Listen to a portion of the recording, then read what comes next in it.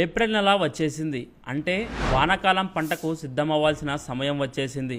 ఈసారి మీకు మంచి దిగుబడి రావాలంటే ఇప్పుడే ఈ 4 పనులు తప్పనిసరిగా చేయండి. వేసవి దుక్కులు, పొలాన్ని ఖాళీగా వదిలేయకండి. లోతు దుక్కులు చేయండి. ఇలా చేయడం వల్ల ఎండవేడికి భూమిలోని పురుగులు, గుడ్లు చనిపోతాయి. నేల కూడా మెత్తబడి వాన నీటిని బాగా పీల్చుకుంటుంది. రెండోది నేల పరీక్ష. విత్తనాలు వేయకముందే మీ పొలం మట్టిని పరీక్ష చేయించండి. మీ నేలకి ఏ ఎరువులు ఎంత అవసరమో తెలిస్తే అనవసర ఖర్చు తగ్గుతుంది. పంటకి సరైన పోషకాలు అందుతాయి.